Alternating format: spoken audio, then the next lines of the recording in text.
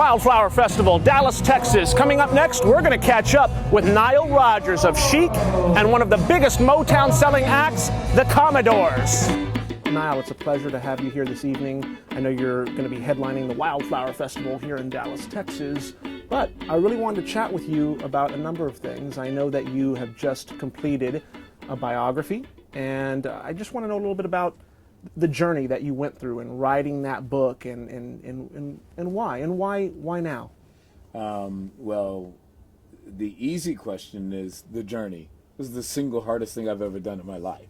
So that's that answer. And the reason why now was truly because I was tricked into doing it. About 17, 18 years ago, I decided that I was going to get off of drugs.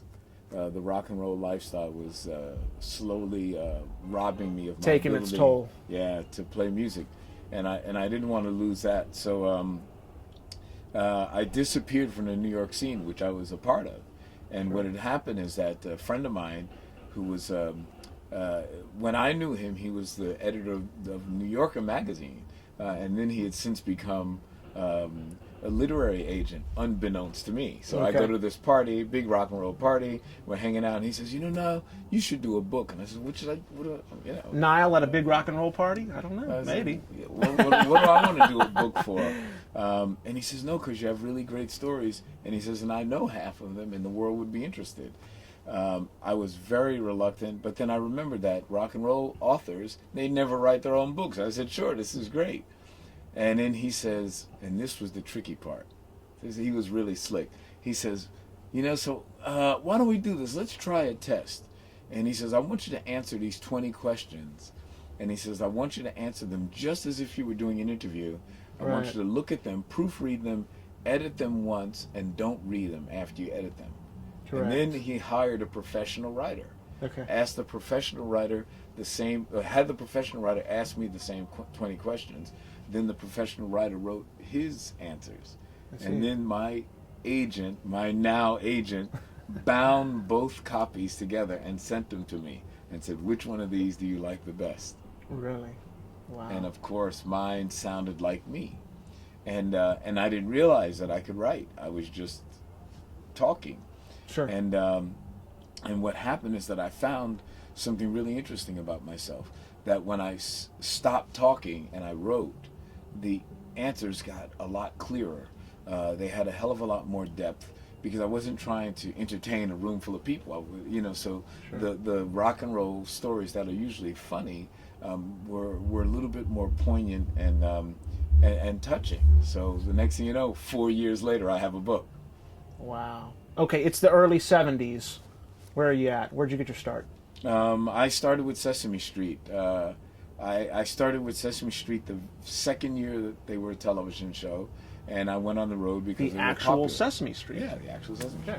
And they were very, very popular. I went on the road with them, and then the woman who was the star of Sesame Street in those days, her husband was the manager of the Apollo Theater.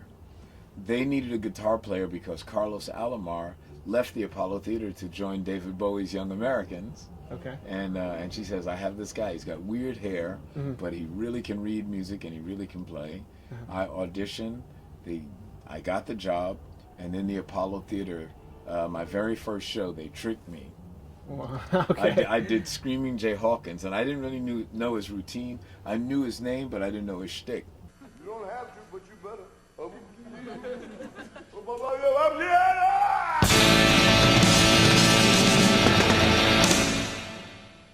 So they said, man, you're such a great musician.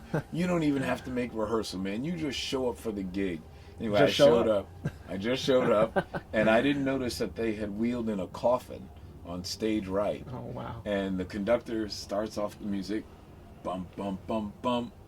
And as soon as they do that, the coffin opens up and it's Screaming Jay, and he's got his little rattle with the skeleton head, and I jump. I was terrified. I go running around the stage of the Apollo.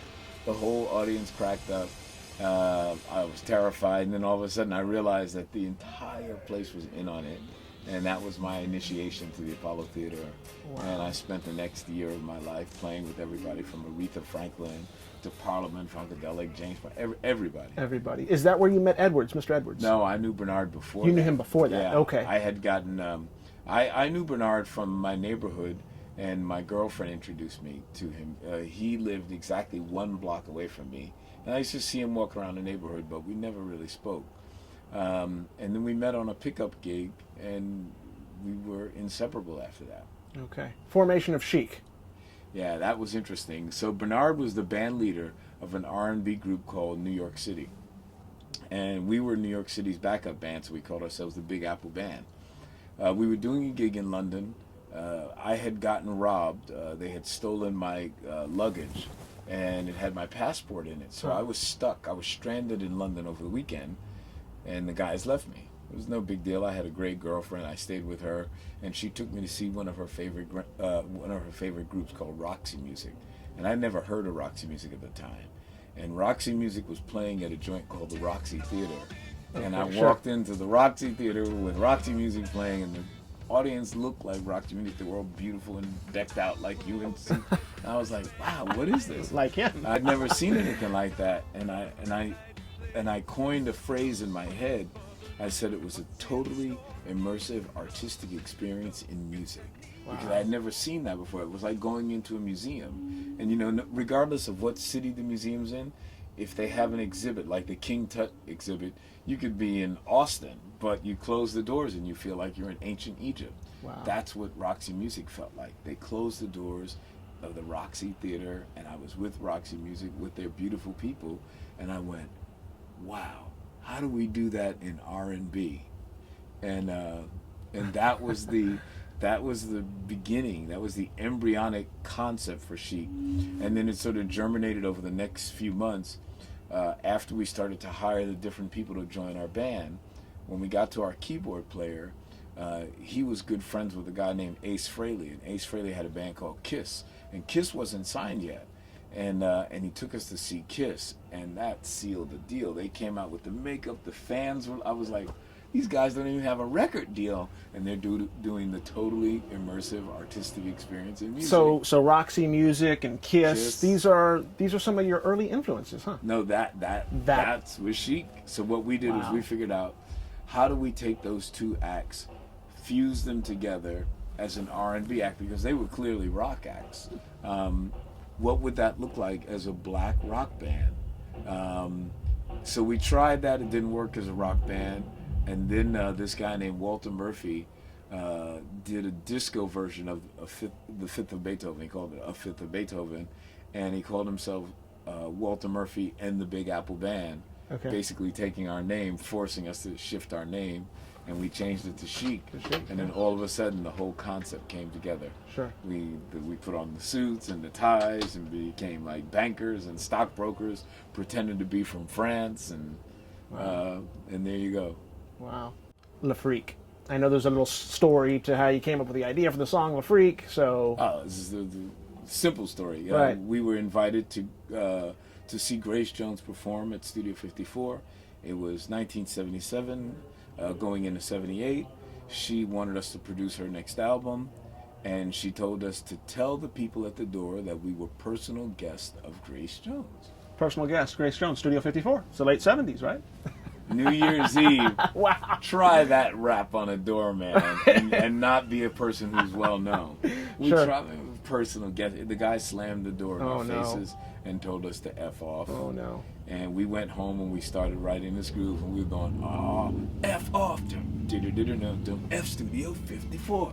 And then after a while, my partner said, this is really happening. And we switched it from that to freak off, a euphemism for the other F word. Right. That wasn't lifting my skirt, didn't have any real sex appeal. Sure. And then all of a sudden we changed it to freak out, because I grew up as a hippie, and I was like, oh man, like when you freak out on acid, man. And Bernard looked at me like, what the hell are you talking about?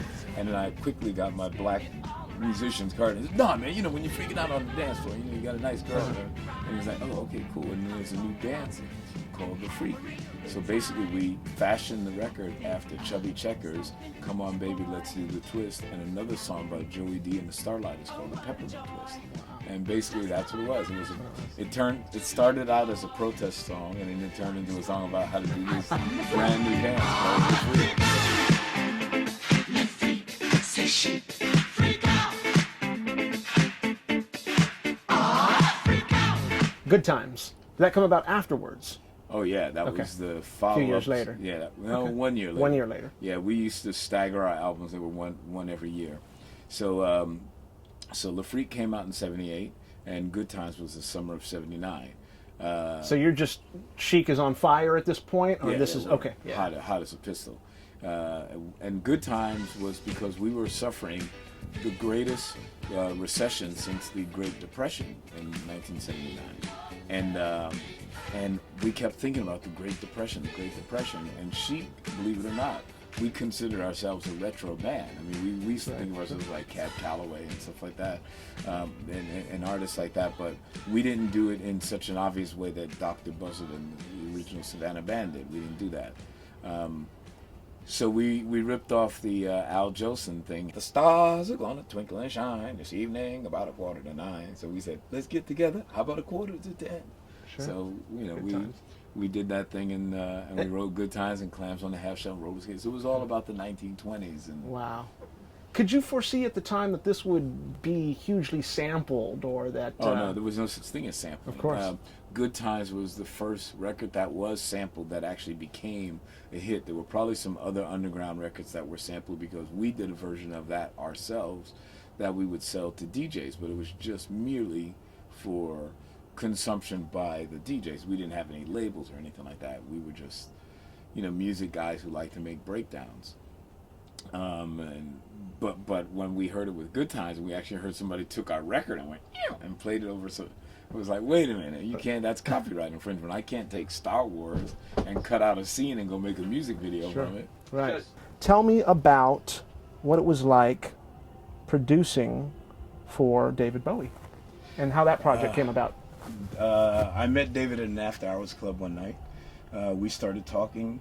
He told me about his love of jazz, and I said to him, well, that's where I started, and we just started talking. One thing led to the next.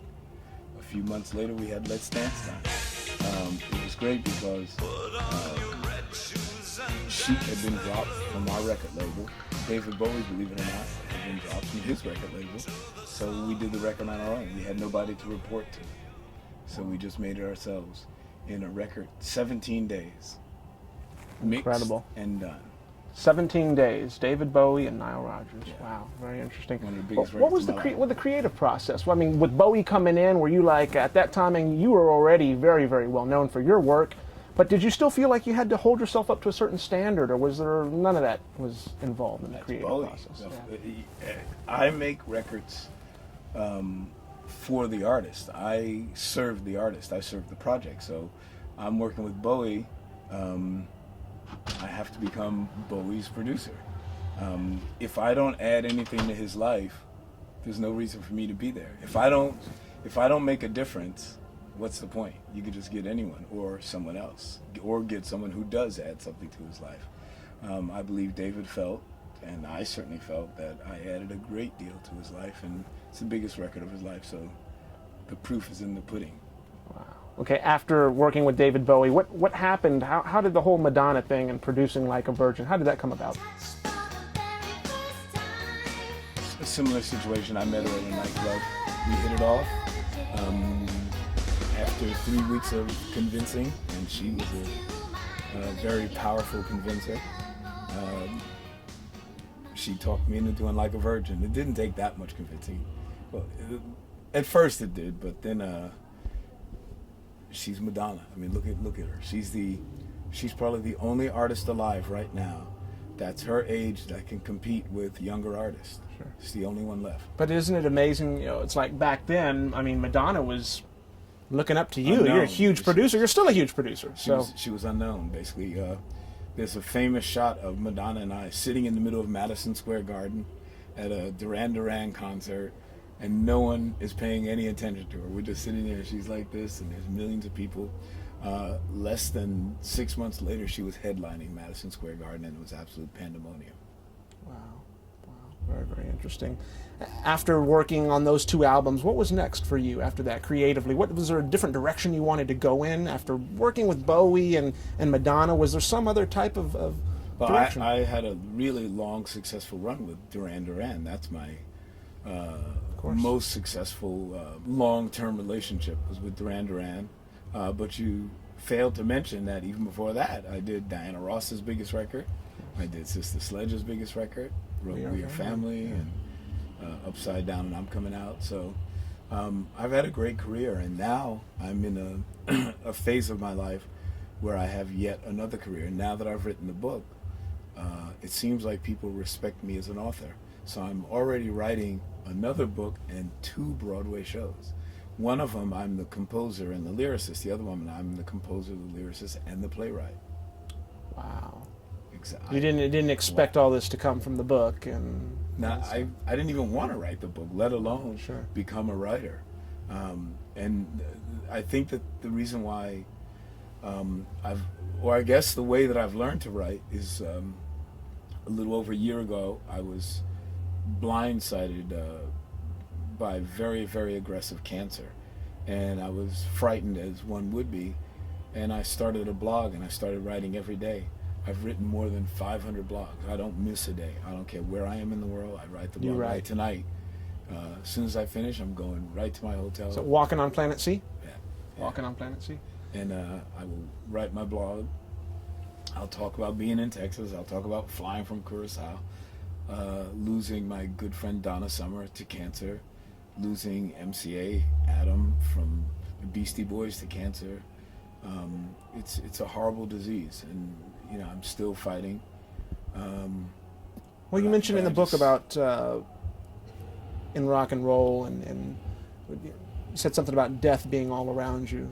And this happened in the early 80s, happened throughout the 80s with some other friends and artists that you lost. And now do you feel like it's kind of happening again with some of like Whitney Houston, Donna Summer, of course, recently? Dick Clark. I mean, Dick Clark is responsible for making, I won't say for making Chic a household name, but I mean, Dick Clark gave us the largest pop exposure in the world. When he, American Bandstand. Absolutely. And then after American Bandstand, everybody played us. Then we were on Soul Train, but so we just lost Dick a couple of weeks ago.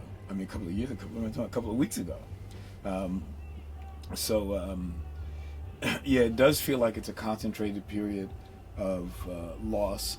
Of course, people are a lot older now, and I guess it somewhat goes along with the territory, but I don't plan on going anywhere anytime soon. Have you undergone yourself any surgery for? Oh yeah, I've had 2 surgeries, and I feel horrible. But you just saw the show. I don't act like I feel horrible. Right. You keep on. And I think that that's the key to it. Is you act as if everything is great, and the day that you can't do it, then that's probably the day that it's at the end. But as long as there's breath in me, and there's barely breath in me now, I'll just keep acting as if, and I'll keep working. Look at all the stuff I have coming out. Adam Lambert. Who would have ever thought that I'd...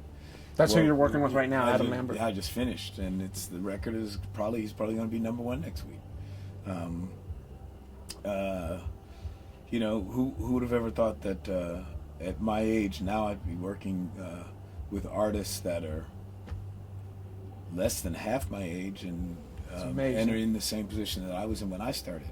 That there are people who are setting trends in music. There are people who are doing things that are revolutionary. I've heard something about maybe a possible collaboration with Daft Punk. Is this in the works? I can't talk about it. Can't talk about it, okay. But you already know I've done something with them. Sure. We were on my blog together. Right. What do you think about their music? They did the soundtrack for Tron. They've been around. They're great. We've been...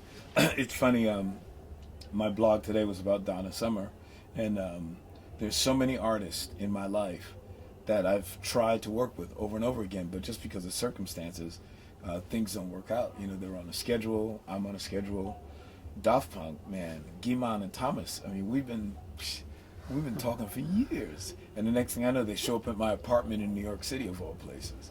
I mean, same thing. Donna Summer. I mean, she and I talked for years and years and years. Miles Davis, we talked for years, and sometimes things don't happen.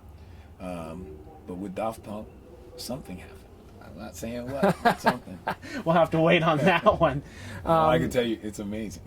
Tell me, I mean, I know over the years you've had so many friends in the music business, so many friends, artists, singers, songwriters, but who are some of the top closest friends that you've had, let's say, over the years? Who have been some of your closest friends? Big names or not a big names? Anybody? Who are Nile Rodgers' inner circle? My inner circle is the same inner circle that I had before I started. It's Fonzie Thornton, it was Luther Vandross, who passed away, Bernard Edwards, Robert Drake, the guy who recorded our very first song. He just wrote Me Tonight. I mean, it's all my same guys. A lot of the girls are the same. A lot of the girls who were my girlfriends are now married with kids and have families, and I'm sort of like godfather to their kids.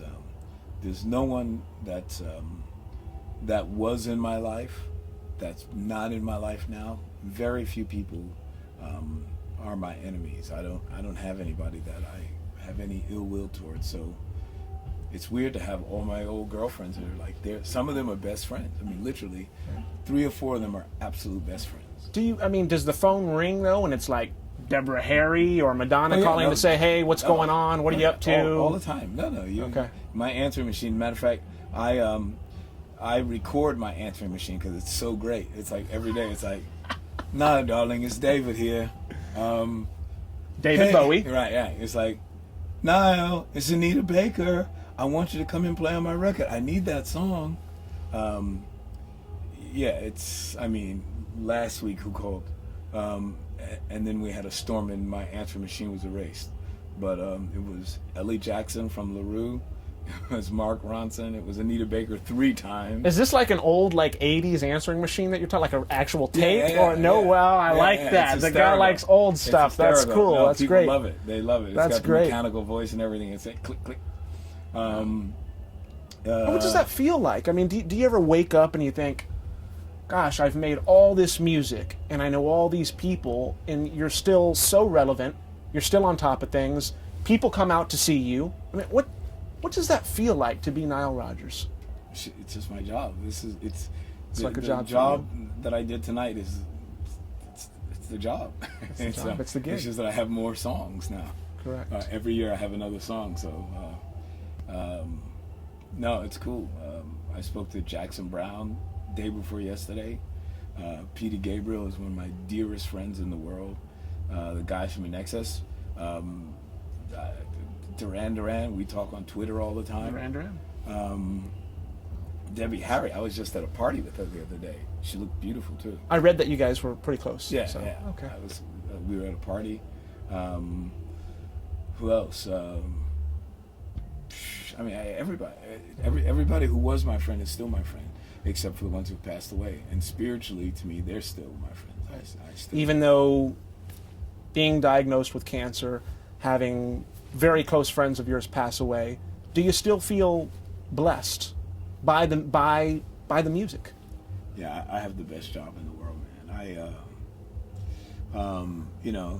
Look at tonight. This is great. This is a perfect example of having the best job in my life. So we walk out there and people are on lawn chairs. I'm like, on lawn chairs at a Chic show? You gotta be kidding me. You got to be kidding me.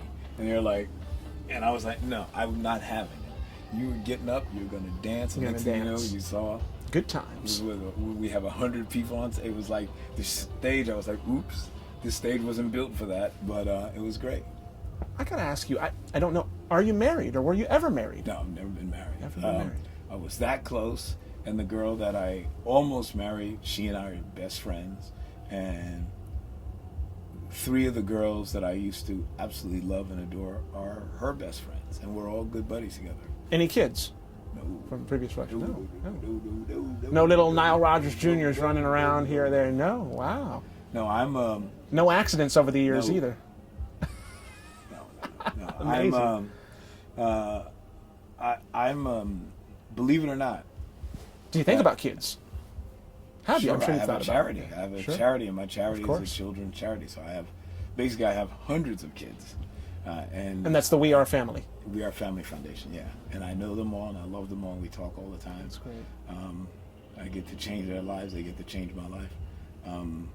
Plus, I take care of my own family. My mother and and all my brothers. So your mother is still alive, correct? Yeah. And where does she live? Las Vegas. She's in Vegas. Okay. So you can imagine what that cost. So I feel like I have a family. I mean, I've raised my brothers. They're younger than I, so they're younger than me. So when I was 14 or 15, they were just being born. So I took care of them. So I've had enough diaper changing in my life. Sure.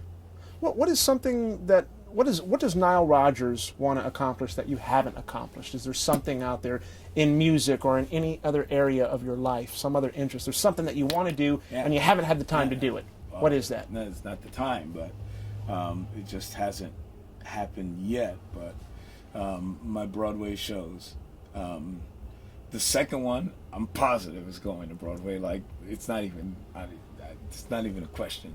But the first one, that's the one that I really want to get to Broadway because the process. It's taken 8 years.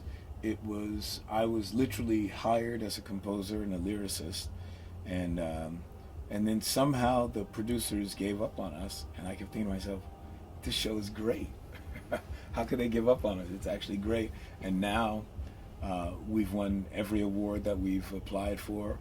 We've gotten tons of money, tons of big producers. Literally some of the biggest producers on Broadway are now working with us, and I kept thinking to myself, it's the same show. It's the same show.